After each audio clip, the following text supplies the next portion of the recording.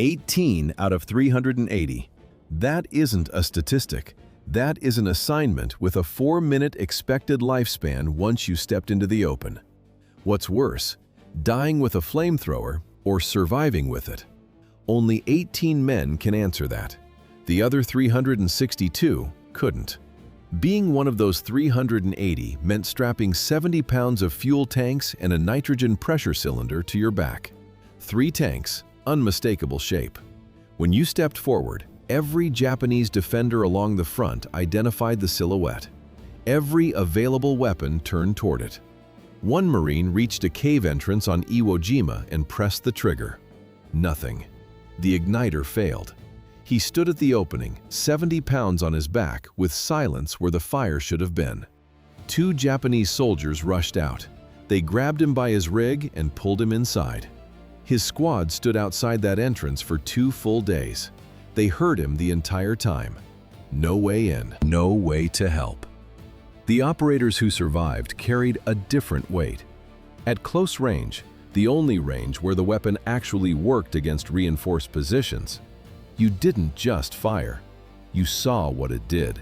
You heard it. Some of them heard the hiss and roar of the firing mechanism in their sleep long after the war ended.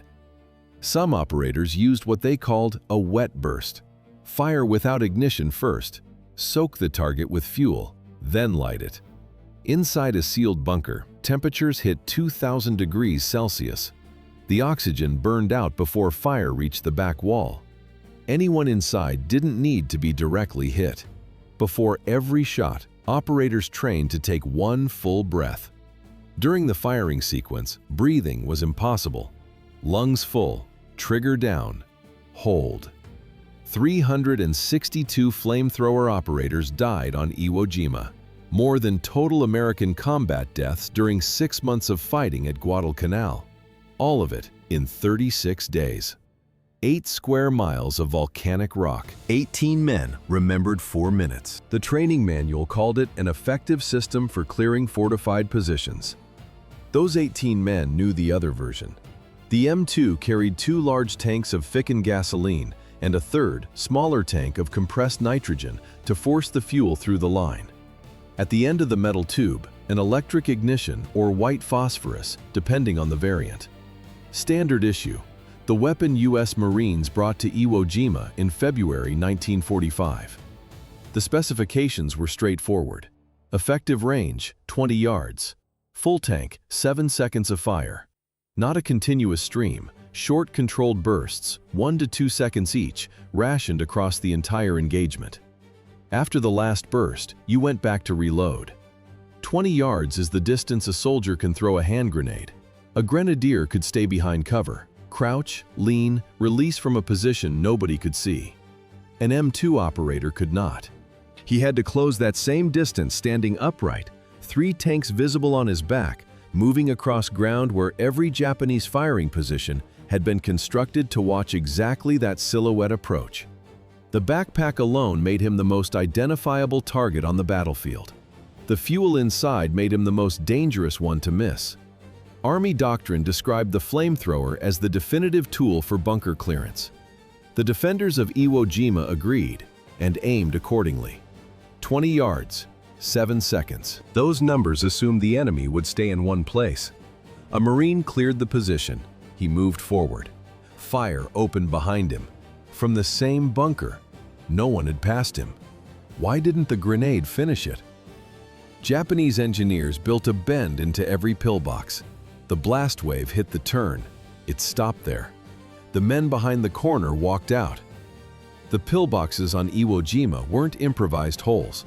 Reinforced concrete, narrow firing slits, machine guns locked into overlapping sectors, each position covering the approach to the next. You couldn't flank one without stepping into another's kill zone. Some were nearly invisible. A low gray mound rising from black volcanic sand. No clear silhouette. No structure visible from a distance. Marines walked past them and kept moving until the firing started from behind. Reaching one meant crossing open ground under direct fire. Finding an opening not already covered by the next position.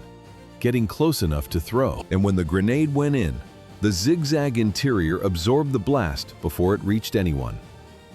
The turn in the concrete corridor killed the pressure wave. Satchel charges hit harder. The geometry still worked against the attacker. The design wasn't new. German engineers applied the same principle to Maginot Line fortifications as early as 1936. An interior bend that stops the blast before it stops anyone inside. Kuribayashi took that logic and built it into thousands of individual positions across the entire island. Below them, over 11 miles of tunnels. After Marines cleared a sector, Japanese soldiers moved through the tunnels and came up behind the line. In areas already marked as secured, again. The island didn't give up positions, it recycled them. Every quiet bunker was a potential exit point. Every cleared sector could become a kill zone within minutes. Grenades and satchel charges produced silence, not elimination. The zigzag bend in the tunnel wall stopped the blast wave before it reached the men inside. The pillboxes came later. The trap began on the beach before a single shot was fired. 3 days of naval bombardment had pounded Iwo Jima before the landing. Battleships and cruisers hit the coastline in waves. Marine commanders had requested 10 days of pre-invasion shelling. The Navy gave them 3. It barely mattered.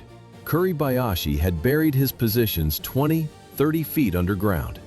The shelling changed almost nothing. On February 19, 1945, the first wave of Marines landed. They found black volcanic ash, not sand, ash. It swallowed boots to the ankle with every step. Vehicles stalled and sank. Marines tried to dig foxholes. The ash collapsed back in before they finished. No cover, no way to move fast. For nearly an hour, nothing. No shots, no resistance. The beach filled with men. Some Marines thought the bombardment had worked. The coastline looked leveled, dead. It wasn't. Kuribayashi waited. His gunners had already pre-sighted every machine gun, every mortar, and every artillery piece on specific beach distances, weeks before February 19th. They didn't need to adjust their aim. They needed the beach packed. When the beach held the maximum number of men, Kuribayashi gave the order.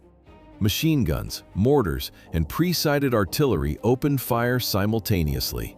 Across a shoreline where thousands of Marines had no cover and nowhere to run. That outcome didn't happen by accident. To understand why the defense on Iwo Jima worked the way it did, start with the man who designed it, and the 3 defeats he studied first. Why was Iwo Jima different from every island before it? Because General Kuribayashi studied each Japanese defeat and drew the opposite conclusions. He started with Tarawa, November 1943. The garrison held the beach, built surface fortifications, and waited for the American landing. Naval gunfire leveled the positions before the first Marines touched shore. Then Saipan, June 1944. Then Peleliu, September 1944. 3 islands, 3 garrisons. The same result each time. Kuribayashi saw the pattern. Surface defenses died before the fight began. He ordered everything underground. The rock beneath Iwo Jima was volcanic tufa, soft, porous, easy to cut. Teams worked through it fast. By February of 1945, they had carved 11 miles of tunnels through the island. 11 miles. Under 8 square miles of terrain. Roughly the distance from Midtown Manhattan to JFK, all of it beneath a patch of land smaller than O'Hare. The tunnels connected every position: bunkers, pillboxes, artillery batteries, storage rooms, medical stations. Each post had a route below ground. When a position fell, defenders didn't retreat above ground. They disappeared into the rock and reappeared somewhere else. American intelligence put the garrison at 13,000 men. The real number was closer to 22,000, nearly all of them below the surface. Kuribayashi pre-sighted every artillery battery on the island at specific distances. Firing lanes overlapped. When one gun fell silent, 2 others covered the same ground. There were no front lines, just a layered network, already aimed at every likely position. Before the war, he had served as a military attaché in Washington. He had seen American industry up close. He understood exactly what firepower was coming. He built his defense knowing the island would fall. He never planned to leave. Kuribayashi wasn't defending an island. He was buying time. The Americans needed that island for the same brutal reason, because time over those waters had a cost. 8 square miles, a volcanic rock suspended between the Marianas and mainland Japan. In 1945, that patch of ground was worth more than territory 10 times its size. The reason was the route. B-29 bombers flying from the Marianas to Japan passed directly over Iwo Jima. Every mission. Japanese radar tracked them from the horizon.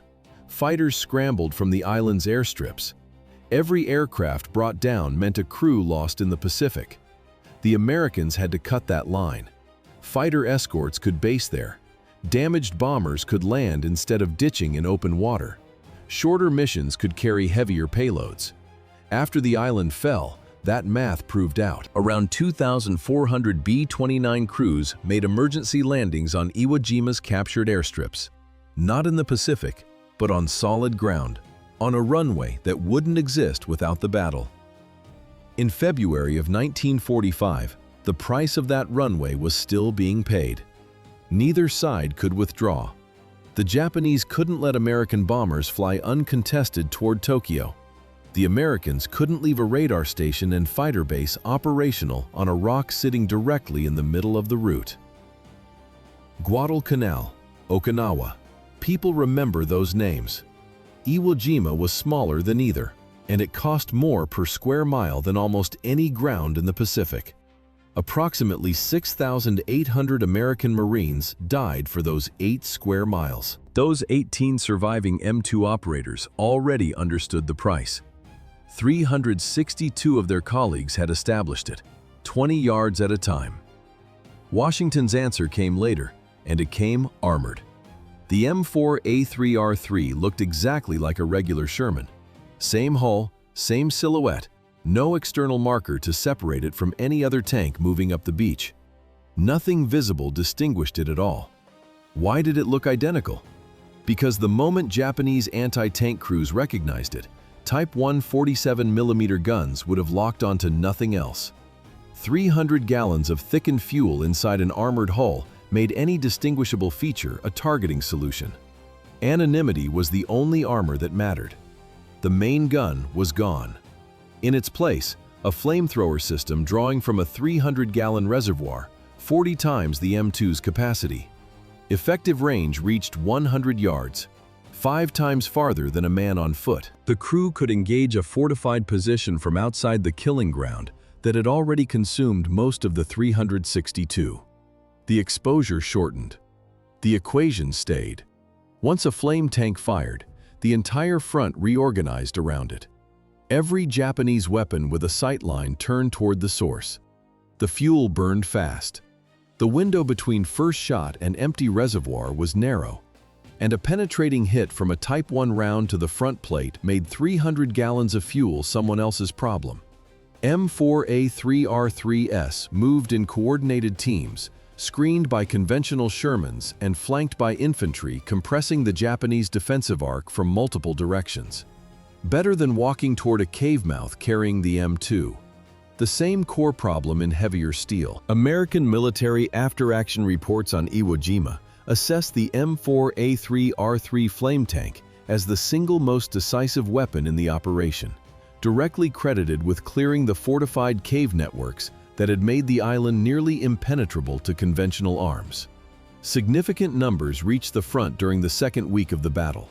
362 M2 operators were already dead.